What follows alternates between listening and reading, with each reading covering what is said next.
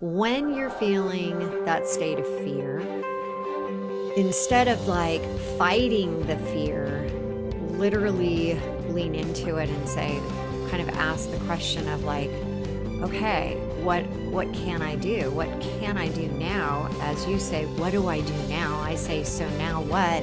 And give it up. It's like this surrendering, not forcing.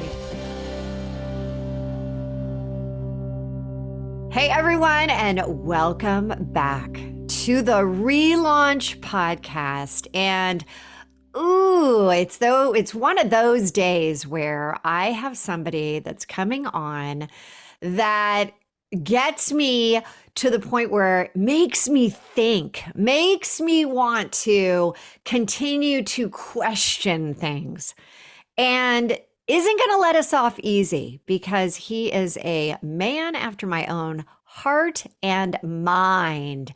I am talking right now to the incredible, absolutely, you're going to be like, I got to follow this guy, Liam Naden. And what's really fascinating, everyone, is that when you start to push yourself to the outer bounds, guess what happens? Well, Liam is going to give us all of these incredible nuggets, content, tips, and tricks. He is a speaker. He is a teacher, a writer, a researcher. He helps you to understand the process for creating true success in your life. And he does it by using your brain the right way. And we're going to get to the right way versus the wrong way, and overcoming your problems, achieving your goals, and ending what many of us are saying is just that frustration. He is the host of Let Yourself Off the Hook podcast, and he has a coaching program by the same name. Liam, I have been looking forward to this interview. So welcome to the Relaunch Show. Thanks, Hilary. I've been looking forward to it too. And thank you very much for having me on the show. Oh, it is such my pleasure. And I want to geek out with you on all things neuroscience and what's working and what's not working in the real world these days. So, but let's start. If people don't have this amazing knowledge of your background and a massive relaunch that you went through to get to where you are today, it did not just happen, everybody. Can you walk us through your significant relaunch that really changed the trajectory of your life? Sure. Well, probably like most of your listeners, if not all of them, for most of my life, I've been chasing after success. I've always wanted to know, how can I be the best that I can be? I want more out of life. I want to set big goals and do exciting things and have freedom and all the good stuff, be rich, all of those things. So I tried lots of different things in my life, from religion and spirituality and a lot of self-help stuff. I was the guy that went to all the seminars, the workshops, did the fire walks, read the books, did anything I could get my hands on about how to be the best version of yourself, how to get more out of life. And at the same time, I was I think we might have been sitting next to each other and walking across the fire together. I think that you and I are cut from the same cloth. Yes, did those too. But you know what I mean? It's another idea on how I can get more out of life, be better. And I went chasing after all of this for decades, pretty much. And I also, at the same time, was an entrepreneur, and I set up my own businesses. I've had 18 different businesses at last count in my life. Oh my gosh. And I was really successful. I became a multi-millionaire, and things were going well. But a couple of things were missing. And the main thing missing was actually feeling good. My life was full of problems and stress, and, things would go well for a while and then more problems would show up. And I came to believe what I've heard many other people say is that stress and problems, that's just a natural part of success. That's the price you pay for success, is you have to learn to deal with stress, learn to deal with problems, overcome challenges, overcome obstacles. Now, I've found since then that none of that's actually true in reality, and we can explain why. But anyway, I was on this treadmill of chasing after success, always setting bigger goals and not really achieving many of them, but trying to make more money, which I always seem to manage to do, but tons of stress and problems. But anyway, so this was all going on, and I had multiple businesses. I was a multi-millionaire, and then I lost everything. Literally overnight, I was in my mid-40s, and I ended up losing all of that, becoming homeless, and I had to move in and sleep on the sofa in the living room of my elderly mother's small apartment. Oh my gosh. Just like, What happened there? What was the catalyst that kind well, of without getting you and me sued, no, it was a combination of things. But, when you're stressed, and we'll come to why this is, but when you're stressed and frustrated, you don't make good decisions. People often say, I can't think straight. I don't know what to do. And it's to do with how your brain works when you're feeling stressed and frustrated. But when you're in that state, you do make bad decisions. And I made a lot of bad decisions. And really, they all just caught up with me, and they all sort of snowballed until it all just fell apart. Oh my gosh. So there you were. And I really I something resonated when you said it's the price we pay. That's really something that I grew up with too. It's like, you know what? It's the price you pay. You want success, you want to have, all of the nice things in life, then you got to work hard, work till your eyes bleed. You got to keep going, keep going. And it's so not true. It's like, let's blow up that limiting misbelief. And it at this point, and you're going to share with us, like, yeah, we make mistakes, but you didn't let that keep you down. How did you get yourself off of the couch at your mom's house and start moving forward?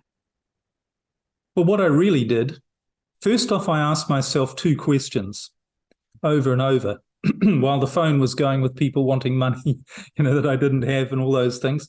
First question was, why has this happened to me? I mean, I am an expert on success. I know about goal setting. I know about motivation. I know about changing your beliefs, changing your thoughts. I've studied all of this stuff. I know about having goals and going after them and being motivated and taking lots of action. So knowing all of that, it didn't help me because it wasn't on my goals list to become homeless and lose everything. Right. So I was thinking, why has this happened? This shouldn't have happened. This goes against everything that I've ever been taught, everything I've ever read about how you're in control of your life and how you create your own reality. Why has this happened? And the second question I asked myself was, well, what do I do now? I have no clue. I had no idea. I'd lost all my income, all my friends. My mother lived in a town that I, was far away from where from where I knew anybody. And I had absolutely no idea how to get myself out of the state I was in. But what I didn't realize at the time, what made the difference, because after that, when I got through it, what I noticed was, and it sounds really a bit weird to say it, but whereas before I was always chasing after success, what seemed to be happening was success was coming after me. So things were happening to me that weren't really the result of me putting in all of this stress and effort. So I'd meet somebody out of the blue. I met somebody who I hadn't seen for 25 years, and he said to me, Liam, he recognized me and said, here's an idea for a business you could set up. Now, I had nothing, but I took that opportunity and things all just seemed to fall into place. So what I realized was I was doing something very different, because what was happening was, as I say, success. It felt like all this luck, coincidence, good things were happening to me, and things were working out in a much better way. And so I was a lot happier. I was doing things that I really loved. I wasn't doing things that I wasn't enjoying. I was putting in a lot of effort and work, but it was fun. It was great, and it was working. And best of all, I didn't have the stress and problems that I'd had before. I used to wake up and think, I'm not actually stressed. I don't have problems. Yes, there are things I need to do, but they're not problems. So what's different? And what I realized was there's only one difference. Well, because I had to find out what I was doing differently. I didn't want to stop doing it. And it took me on a really a journey of discovery to try and figure out what the missing link was. And it suddenly occurred to me something that we've all completely overlooked, and that is success, being the best that you can be, being happy, and that means without problems. It's actually your biological purpose. In other words, all of nature operates on the principle of natural success. I mean, if you look at plants, trees, anything in the world, the natural thing, they are being the best that they can be. Someone did some research I was reading recently, and they'd concluded that nature is 98% successful. So there's a small percentage of living things, a tree might be planted in the wrong place and it dies, or there's a flood and it wipes things away, or there's a drought somewhere. But most of nature, if you look at the natural world, everything is just operating with this perfection, except for us. And this study concluded that whereas nature is 98% successful, we're the exception. We're 98% unsuccessful. There's only 2% of people who are really living, being the best they can be, without stress and problems and living a natural life. And that was the thing I'd overlooked. And I thought, that's crazy, because here we all are trying to figure out success, trying to fight for success, but fighting and struggle isn't natural. That's a great way to say this. And I like how you said, I had two questions I had to ask myself. Why has this happened to me? And I know listeners out there are thinking, yeah, why? Why is this happening? Why me? Why me? Why is, we always talk about things happening in threes. Why did this happen? And then that happened. And wait, I've already had three. Why is the fourth thing happening? So that was really good. And then what do I do now? And my mom, before she died, she would always say, Hilary, she called me Hilary Jane, it is what it is. So now what? And I love, what do I do now is, so now what? And so when you start talking about, you weren't pushing, you weren't like forcing things to happen. Your friend, as you said, came to you, offered up an idea, but you did something that many people don't do. You decided, why not? Let's try it. What would you say to people that are being given opportunities that are coming their way and opening yourself up to saying yes? Well, it's to understand that the reason you don't take opportunities, the reason you don't naturally take opportunities, and the reason you don't naturally do the right things is because somehow you're out of sync with the natural world, with the way things naturally work. And you can think of an example about how powerful nature is, that you can say to yourself, I'm going to walk out a 10-story building from the top, and I'm going to motivate myself. I'm going to change my beliefs. I'm going to pray, and I'm going to convince myself that I will go up in the air rather than go down. Now, so it doesn't matter what you do, how hard you try to convince yourself otherwise, you're going to fall down. Nature is going to govern your results. That's it, period. So what you have to say to yourself is, if my life isn't working out, if I'm not being the best that I can be, I'm actually going against my biological nature. Because any biological scientist will tell you, if you were to ask him, what is the purpose of life? How is life organized? All biological life, including us, because we live in a biological world in a physical body, and we're governed by these biological laws. Well, every biological scientist will tell you there is only one purpose of life, including your life, and that's to survive biologically. And the best chance you have of surviving is by being the best that you can be. So your biological purpose is actually to be the best that you can be, which means being happy. It means being excited about life, not just physically, but mentally and emotionally, being your best. And the thing is that the other great news, and this was the thing I figured out as well, not only is it your biological purpose to be the best that you can be, but nature is wired to try and ensure that you're the best that you can be. And it's given every single living thing a mechanism, a machine, some apparatus whose sole job is to ensure that that organism not only survives, but thrives, being the best that it can be. And what is that? It's a brain. The purpose of your brain, it's just a machine. It's designed to say, I'm taking you, and my job is to make sure that you're the best that you can be so that you have the greatest chance for survival. That's it. So the real question is, sorry. No, please. We got it. I'm on pins and needles here. The real question is, why am I not being the best that I can be? Exactly what I was going to say. The people listening out there that are like, yeah, Liam, I get it. And what you're saying makes total sense, but how do I actually make it happen? Well, you've got to come down to the reason why you're not being the best you can be. And that comes down to understanding why the reason any machine doesn't do the job it's designed to do. And the reason is it's not being used the right way.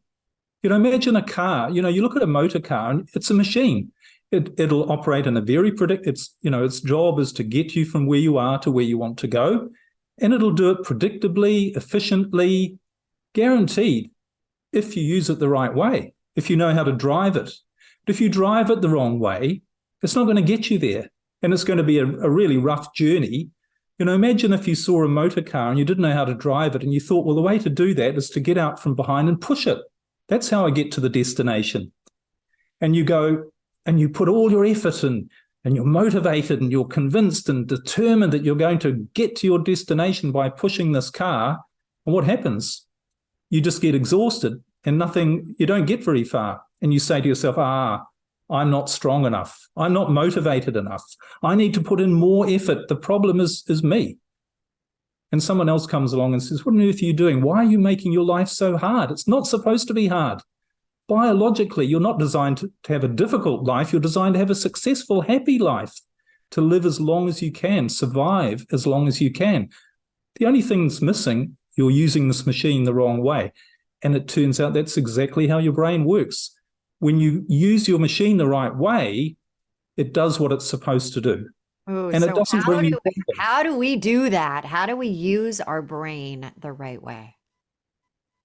Well, it's about understanding. I've actually created a model for the brain. There are actually 4 separate parts to your brain, and they all have different functions. And 99% of people are using their brain the wrong way, and that's why they're not getting results. And what it really comes down to, I could just briefly tell you about what the 4 parts are. Absolutely. On my website, I've got a whole lot of description about all of this, but essentially these 4, and these are all 4 different physical parts of your brain. This isn't just a sort of a theoretical idea. We're not talking about the mind here. We're talking about your physical brain, the bits that are inside your head, how you're wired biologically. And the first part is what I call your thinking brain, your rational thinking brain. It's also called the neocortex, or the cerebrum. It's the top of your head. Now, the purpose of this part of your brain is simply to take all of the information that you gather through your 5 senses and your thoughts and store it for later use. So it labels everything. It makes sense of everything. But it's just a collection, a library, a database of all of the knowledge that you've picked up in your life. That's all it is. The second part of your brain is your emotional feeling brain. And this is located in a place called your amygdala and your hippocampus and a few regions like that, which are just below your neocortex.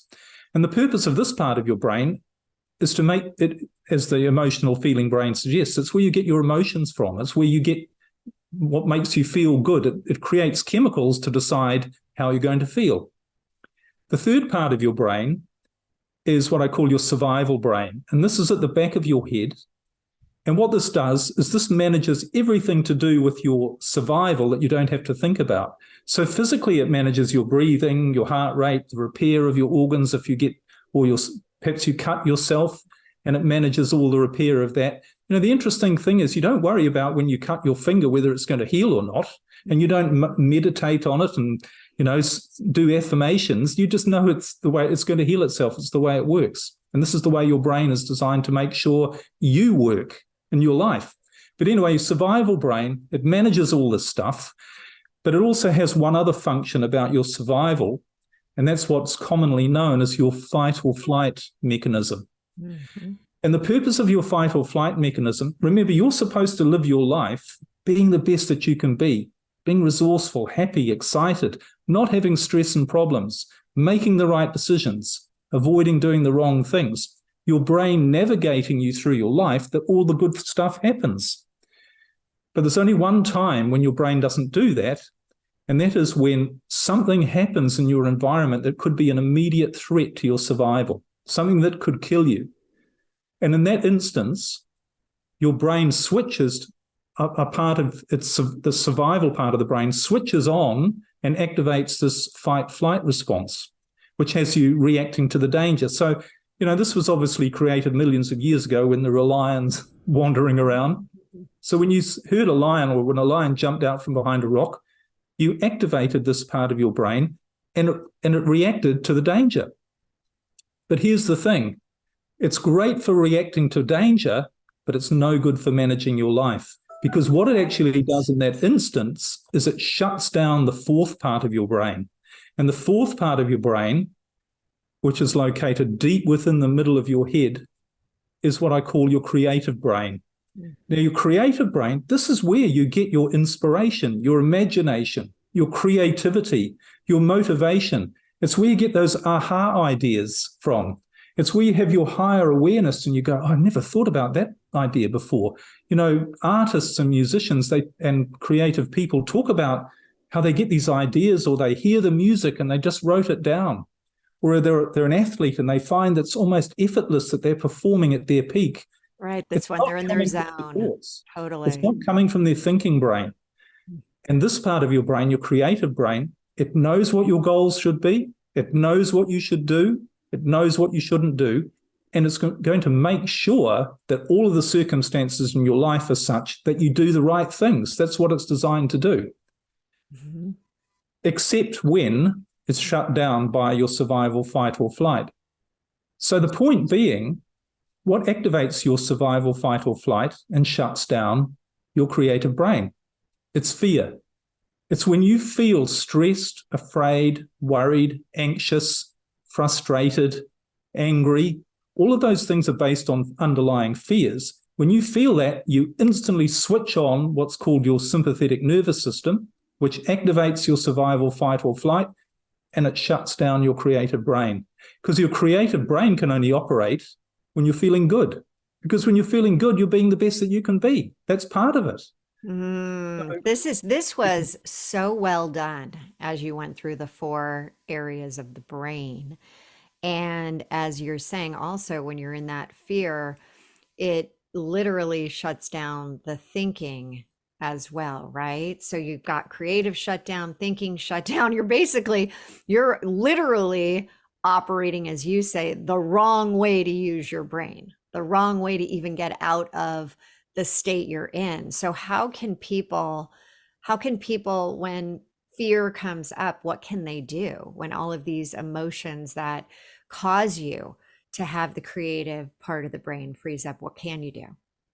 Well, I think the first thing to do, and this is what I teach, is firstly just what we've been talking about, an understanding of this is what's going on in your brain. It's a bit like a car. It's not difficult to drive a car once you know how to do it, and you wouldn't dream of doing it any other way. Because I think the important thing to realize from an understanding perspective, and this is really 90% of it, is to understand it. Because you go, why did I do this any other way? Because I didn't realize the effect it was having on me. But when you realize that when you're in a state of stress, and that's not just, complete panic, it's when you're not feeling good, the part of your brain that you have access to in that moment will never give you the answers. And what are most people doing? They're in a stress state and they're trying to work out their goals. Mm-hmm. They're trying to figure out what to do. They say, I don't have enough. Oh, what do I want? I need to be a millionaire. Or, they're using a part of their brain that simply doesn't have the answers to any of those questions. And it doesn't know what you want, doesn't know what you need. It doesn't know what you should have in your life to be the best that you can be. And it doesn't know how to get it for you either. It doesn't have the answers to your problems if you're dealing with them. It's going to make, it doesn't show you the right things to do.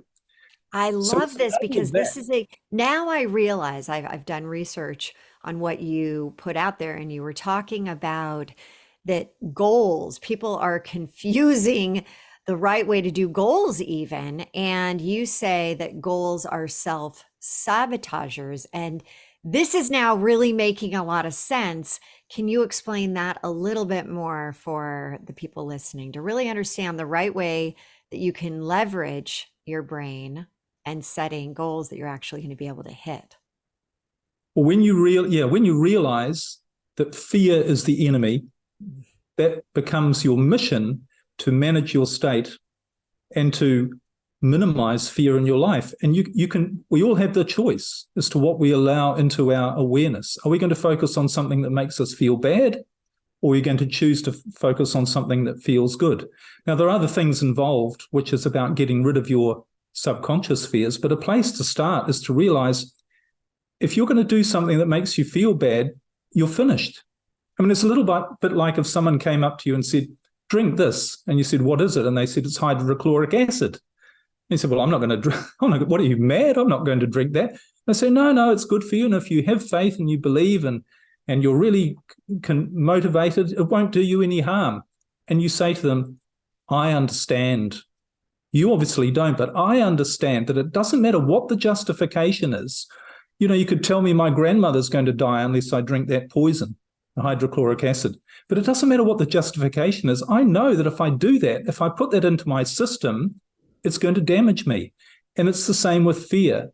It doesn't matter what your justification is about why you feel fear or frustration or whatever it is. If you know that it's game over once if you don't find a way to eliminate that from your life. And getting rid of fear and getting rid of frustration, it's not only possible, it's what I realized that I did all those years ago, or a few years ago, when I changed. Because the answer to that question, what do? I don't know how to get out of this, when I had nothing. The answer to that question is, I don't know. And when you say, I don't know, I give up. I'm not going to try anymore. It's not worth it. You give up your fear. And I gave up my fear. And I thought, I give up trying. I just know whatever happens is whatever happens. Okay, let it be. And what I didn't realize was then my creative brain took over. And your creative brain is like this wise old man who knows everything that you don't know about yourself. And he's looking at you and going, why are you struggling and frustrating? Why are you and frustrated? Just hand it over to me. I'll show you what to do. It's my job. So that's what the I'm key. hearing you say, just to make sure everyone, kind of has this summarized, is that when you're feeling that state of fear, instead of like fighting the fear, literally lean into it and say, kind of ask the question of like, okay, what can I do? What can I do now? As you say, what do I do now? I say, so now what? And give it up. It's like this surrendering, not Well, forcing, but just here's the being. question. Here's the question to ask yourself when you feel fear. Because fear on a biological level has only one purpose. Fear is a chemical signal from your emotional brain telling you that you are faced with an immediate threat to your survival. And so you've got to ask yourself, when you feel bad, is there a threat to my survival right now?